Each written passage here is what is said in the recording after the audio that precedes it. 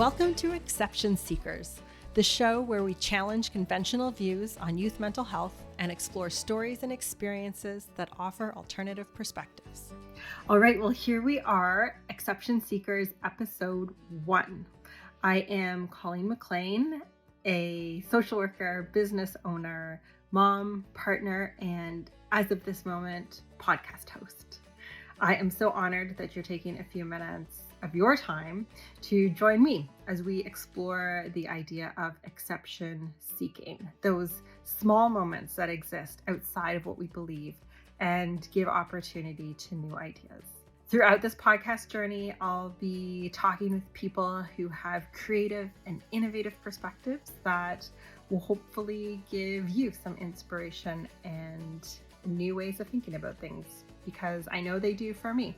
I will also be joined regularly by my friend and colleague, Anne Tong, as we talk about different ways that we can build experiences for young people or ourselves to gain confidence in following their own path. Anne joins me today as we reflect on our journeys into social work and introduce the concept of exception seeking. Welcome to the very first episode of Exception Seekers.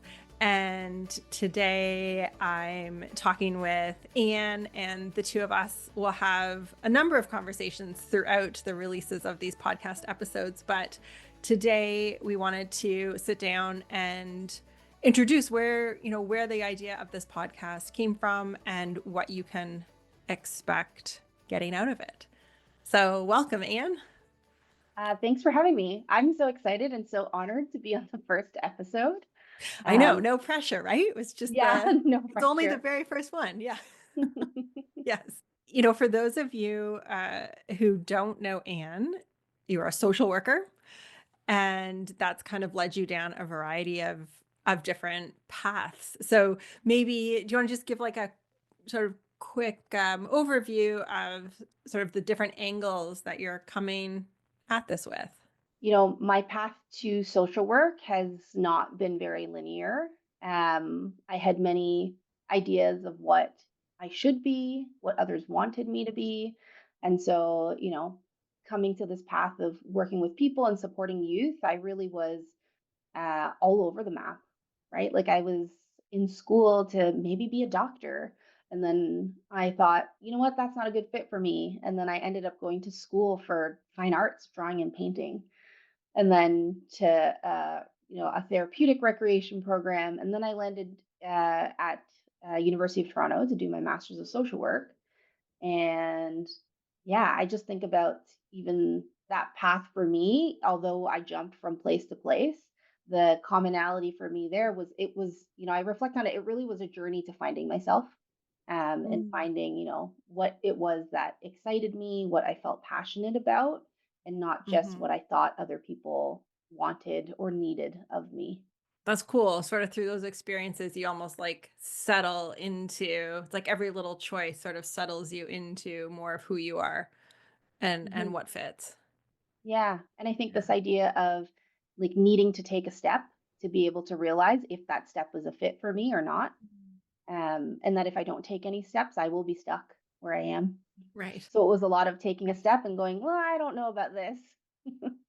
So how do you think then, what told you that you had taken the right step, or that you, like, how did you know when along these different points that either something maybe wasn't the right fit or was becoming closer to the right fit? I think like when I reflect on it now, like as an adult, I really had to give myself patience and grace, and Mhm. also as well, like honestly privileged enough to be able to take my time to figure out what it was I wanted to do.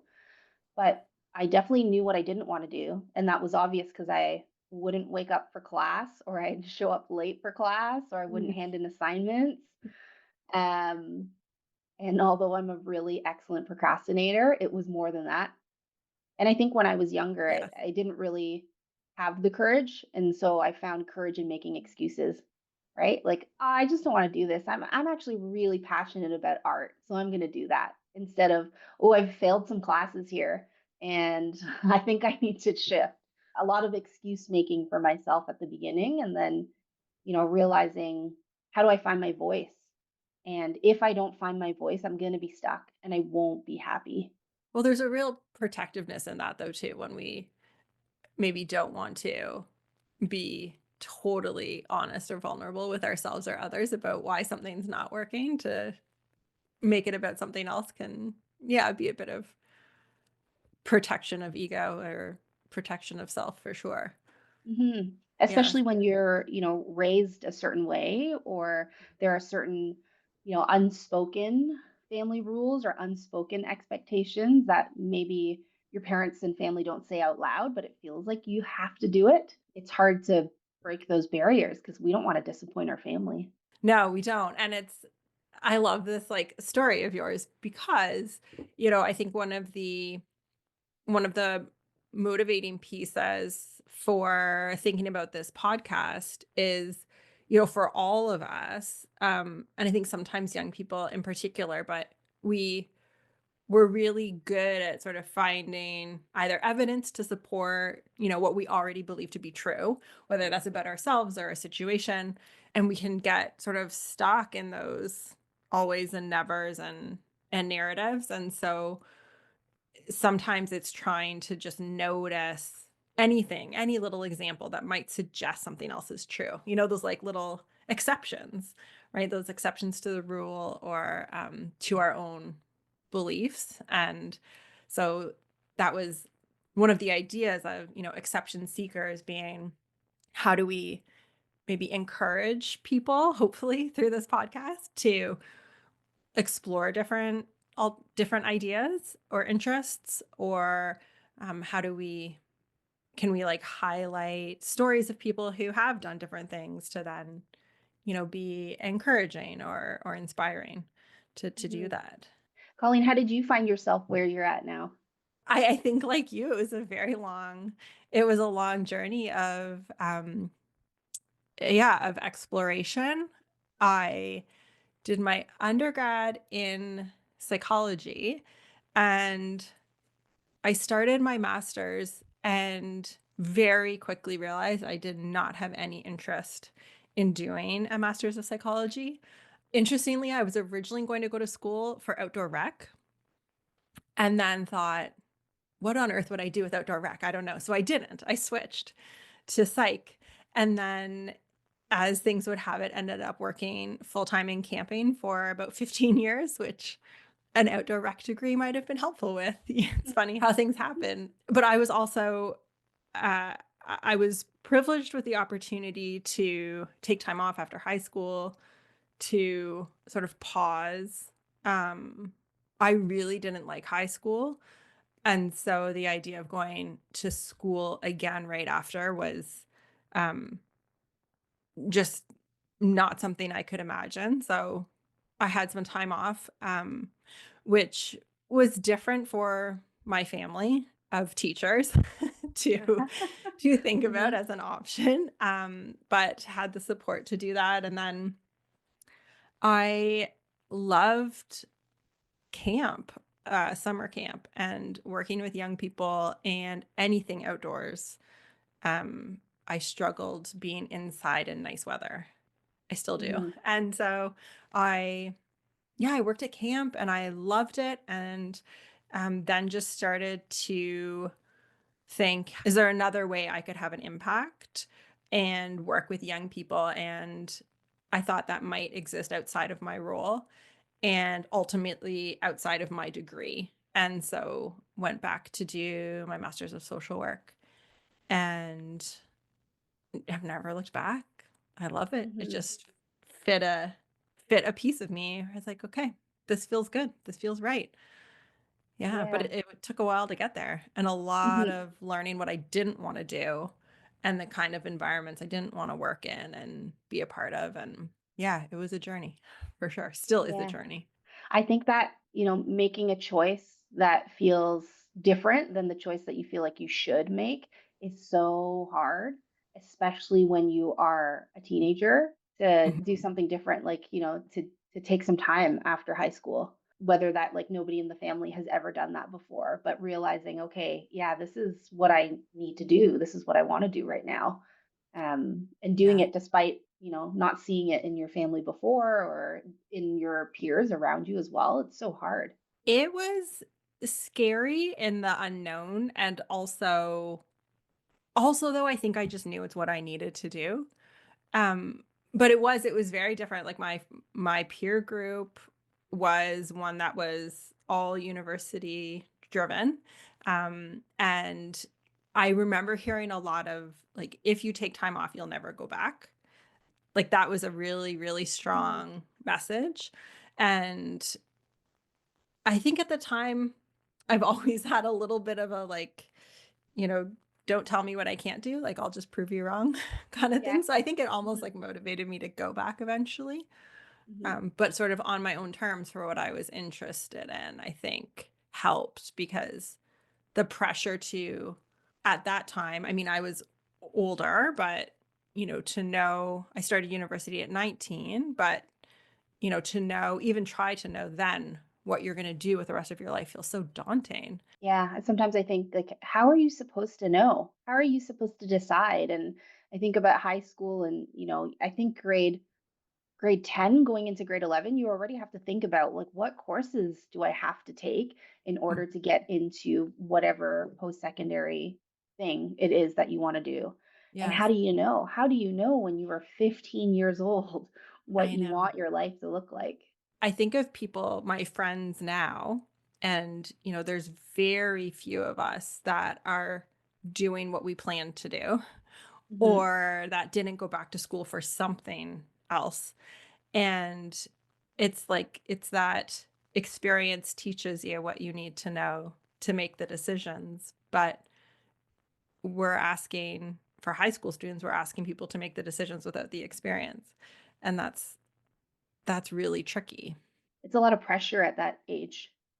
It's a lot of pressure. And so then I think it's filtering through all the information that you're given of the shoulds, kind of like Mhm. you were saying, right? The shoulds of what life should look like or you should do, and trying to then, is that what I believe about myself or what other people believe? And then where are those opportunities that lay outside of that that I might be able to draw on? When you were sharing, I was also thinking about myself, and I do have this like pretty rebellious part of myself that has to stay pretty quiet because, follow the rules, do what you should. Mhm. And I really found that in my connection with my mom. So when she would say, "Yeah, I really think that this is something you would love," I would be like, "No, you don't know me." And then I would push the opposite direction. And Yes. so I'm kind of in my mind going, I don't want to fit in a box. And in fact, I'm just going to rebel against the box. But I end up falling in the other spectrum and I lose who I am. What do I actually want? How do I actually feel? Because I'm Yes. so busy trying to be a rebellious teenager and tell my mom that she doesn't know me. And then, sure enough, my mom's a social worker. And here I am with a social work degree. The part of me I find that, wants to fit in the box, but then also wants to rebel against it, gets me Hmm. lost. And I think it is in almost like waking up to that and realizing that then I'm like, "Oh, okay, here I am." And I think a part of me being able to wake up to that is just being so exhausted with fighting all the time, like pushing against things or just getting into conflict with my family or my parents and then just like, what am I doing? What is this Yeah. all about actually? And then in Yes. that, I think I ended up finding like where I lie, in that on that spectrum. It's funny. I grew up watching football, university football with my dad. This would be a thing that we would do on Saturdays because we lived in Waterloo Warriors. And he and I remember watching the games, and we would always try to pick out what would be like the TSN turning point. This was like a piece in the news. And that has always stuck with me. And when I look back at my life, right? Different choices I've made, sort of like what were those TSN turning points where things could have gone one way and then something happened and they went a different way. And you made some of those pivots, right? You had your little like TSN turning points. And it takes some courage to make that different choice. I wonder, Do you know what experiences or what you drew on to like have that confidence to say this is unknown and it's outside of the shoulds, but this is what I'm going to try. Yeah, that's a really good question because I am also the type of person, like even when I was doing art or, doing projects that were a little bit creative, if I Mhm. made a mistake or made a mess, I would be very okay with that because I would just work with it. So there's something in, being able to be adaptable and flexible. And I like if I try to trace it back, like where does that come Mhm. from? Yeah, I don't know if it was seeing my peers in high school so focused and so stressed about needing a certain outcome, and then me being like, I don't want that, so I'm just gonna not care. But really, it's probably me afraid of like that anxiety and not getting a certain outcome. And then I go like other end of the spectrum, right? I don't want that outcome, so then I'm just gonna give up um, but I think something along the way, I learned that hey, I'm gonna be okay just as I am, and maybe a part of this, well, I would say a lot of it is probably um, my parents as well. They're quite resilient, right? They immigrated from a different country to have a life for us, and I think when you're a little kid, you don't know what that all means, but you can feel this like fierceness, this toughness, this stoicism, especially from my mom. And my mom also she didn't fit in the box, right? She wasn't this like quiet, reserved. Like my mom's a tough lady and she will say what's on her mind. She'll speak her opinion. And I think in that it kind of gave me a role model that in my teen years I was like, no.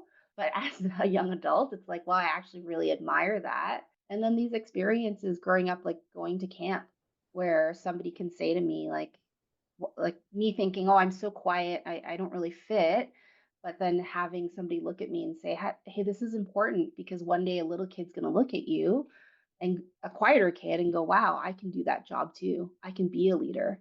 And I think in that journey of realizing what is leadership, Mhm. that just sort of really shook things for me, like really shook it up because you think that being a camp counselor is being like a rah cheerleader. You got to be loud, you got to have energy. And then what you start to learn is that a leader is somebody who can just show up as themselves, like fully, honestly, authentically. And that's what people are drawn to. And when I Yeah. worked at camp and when I was a teenager at camp, that was really like I was really given that space to be me and to be valued for me. People were excited, people were curious, and I was like, "Oh, okay, I just have to be me." That's such an incredible gift to be given as a teenager to like be able to be placed in that space of recognition of just who you are. Yeah, that's Especially as a tremendous. teenager, because at that age, you're looking at everybody to figure out who am I, where do I belong, what should I wear, what should I like and not like. Yeah. And when I think back to it's not that when I was 15 and I went to camp that it was like, wow, I have the freedom to be me. There were moments where I had that, and then there were still other moments where I was going, oh no, should I have said it that way? Or like what should I be wearing? Like what's Mhm. everybody wearing at camp? And what food should I like? There's still that like reality that you're still wanting to fit in a lot. Being a young person can be tough. Raising a young person can be tough. Whether it's school stress, family dynamics, or navigating challenging emotions, everyone needs the right support. That's where Sound Youth Counseling comes in. We specialize in helping children ages 4 and up through individual, parent, and family counseling tailored to meet each person's unique needs. From tackling tough issues at home or school to providing customized workshops and professional development for teachers and community leaders, we're here to make a difference. At Sound Youth Counseling, we believe young people deserve a safe, welcoming, and accepting space to grow and thrive, and every family deserves the tools to support them. If you're looking for support, visit soundyouthcounseling.ca and see how we can help. Sound Youth Counseling, empowering individuals, supporting families, and building stronger communities. It's cool to be able to look back and see different elements of influence, of your mom and your parents and camp and yes. Yeah, Mhm.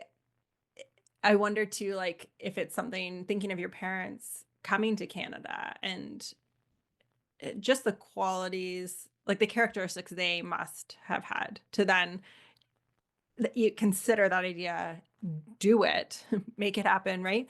Um, I can imagine pieces of those, yes, reveal themselves as you get older and Mhm. see them through different lenses of your own. It's almost like you wake up, right? You're waking up and you see as an adult what was actually going on. Like I probably didn't even know in my teenage years that I felt the pressure or the burden of the sacrifice my parents made. And then Mm, I'm reacting to it. I'm going, I don't want this burden. right. And, getting older, recognizing, well, I don't think I'll ever have that level of resilience. And then Mm, feeling like, oh no, have I failed them because I won't be able to do the things that they did? And then yes. when you get even older, you're like, you know what? I need to just accept where I'm at and I'm going to do what I can do with the things that I do have. And that's meaningful. Because if I just try to be my parents or if I just try to, you know, carve the same path or a better path, whatever that means, Mhm. then I'm losing myself. For a while, our parents are our parents, and then there's a bit of a change when they start to become people. Like you can Mhm, almost see them as just like individuals, mhm, and I remember for a long time, anything that I thought with anyone in my family, anything I thought was too similar to them. If I was, mhm, oh, I'm too much like this person, or similarly, I would just cut that out. It's like, oh, I'm not, I am not them. And I would go, try as hard as I could to not be that, even if it was like a really wonderful quality in hindsight, and I think yeah, as I get older, being comfortable with embracing that a little bit more of we can be similar and I think in satir family therapy, they call it the third birth, right? It's almost like you're like awoken again. Like you've woken up, you're looking around and you see things differently than you did when Mhm. you were a teenager and when you were a kid. I can remember when I was younger. This was before recycling was was like a thing, or municipal recycling programs at least, and I can remember going around on weekends to our neighborhood with my dad, and we would drive around to everybody's house and pick up recycling and take it to the, like, city like, they had a recycling plant, they just didn't have pickup, Mhm.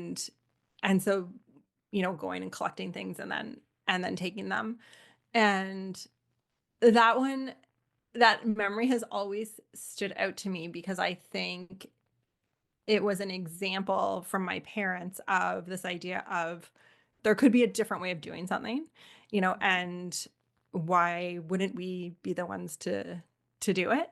And I think Yeah. there's a lot of those moments. I forever hear my dad's voice in my head of, take your time and, do it right, get the right tool for I'm the like quick if I have to hammer something, I grab whatever's hard next to me and he's like, take your time, get the hammer, do the best job that you can, kind of Mhm. thing. And my mom, ever since I remember, just like ingrained, and my sister and I, you come from a long line of strong women. This was Yeah.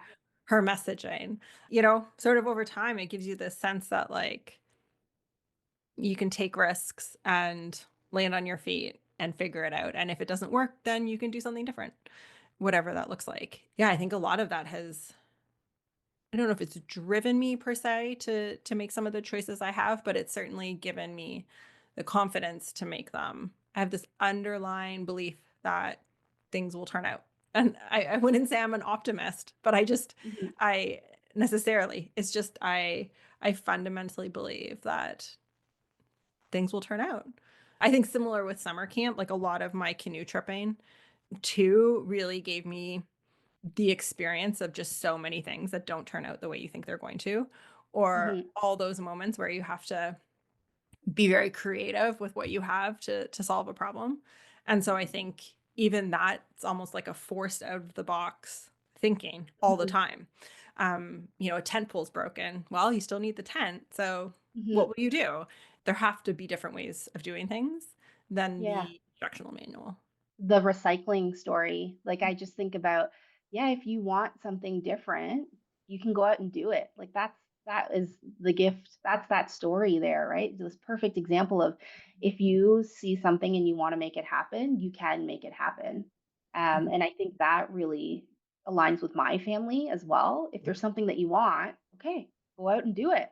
Figure out what you're going to need to do it. And I think that comes with a certain level of risk and needing to feel comfortable in taking a risk and not knowing what's going to happen. That's a tough thing to develop too. And I think especially in, the world today, it's scary. It's really scary to take risks. Parents don't want their kids to struggle, because why would you want your kid to struggle? And there's so much to be learned from like a risk that is manageable.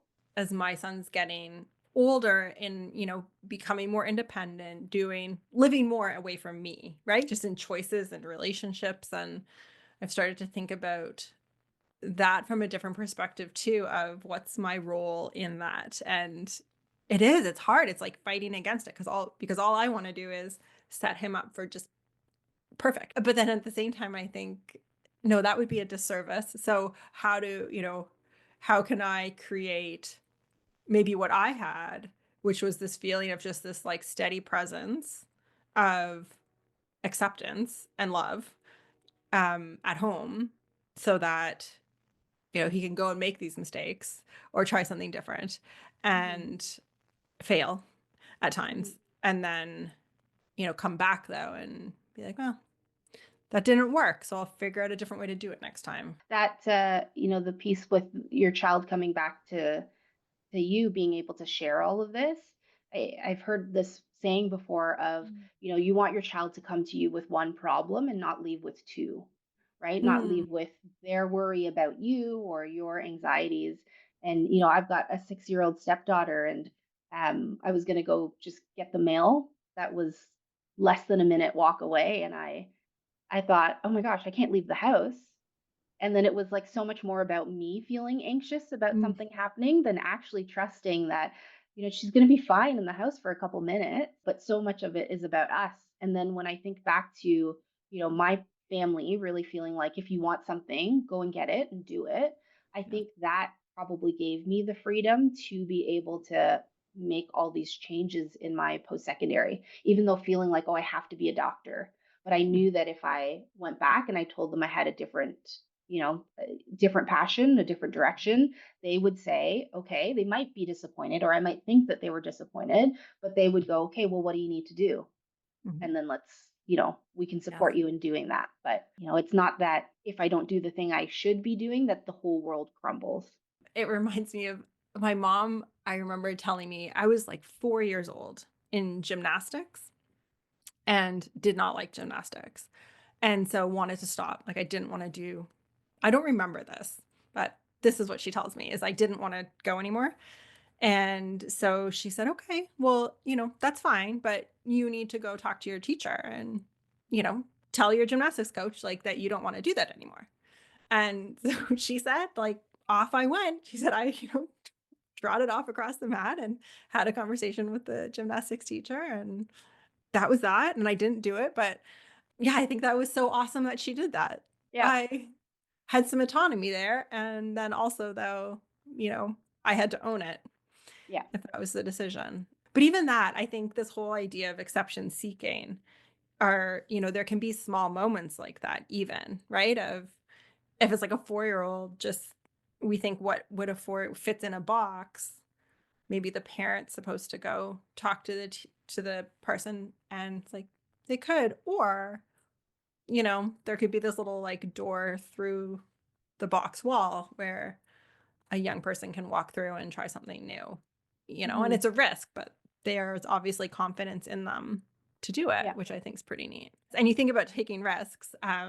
This has been a big one for me of, Hmm. just thinking, have an idea, put it out to the world, and you see what happens. So I think there's always those moments of risk. But I remember reading once around how if there isn't a legitimate risk of failure, success of completion just it's doesn't it's like It's like, unless you actually could fail at it, Hmm. you don't get the same reward. I think of that often sometimes in things we try. Yeah. And, if It's worth the risk. That's what I'm hearing. yeah, it's worth Yeah. the risk. The other thing about like me and maybe other people as well is that when we are worried about a risk and we let that worry get a little bit big, we'll make all kinds of excuses as to, I shouldn't do that. But Mhm. really, if you give yourself enough time to go, okay, what is this really about? It's just, Mhm. yeah, it's scary. And will you It be okay? Yeah, I think I'll be okay. probably the director of a place I used to work at was always said, you just need to be like 60, 70, 80% there on an idea. Because if you wait for it to be perfect, you'll never start it. And if Hmm. you have an idea, just get rolling with it and see what happens as it unfolds. Well, thank you for introducing this and sharing a bit about yourself. I'm really excited to see where it goes and hopeful that through like interviews with people or some of the conversations that you and I are going to continue to have, that it sparks some ideas for people who are maybe thinking that they're stuck and that they'll always be stuck. And maybe this will give some ideas that there's always exceptions out there if you look for them. I'm very excited for you, Colleen, and I'm excited that you're, sharing the space for people to be able to think about that, the exceptions, and maybe to notice when they show up. Me too. Thanks, Anne. Thank you. Thanks for listening to Exception Seekers. Tune in again as we continue to seek overlooked stories that offer new perspectives, disrupt limiting beliefs, and inspire transformative approaches to nurturing youth mental health.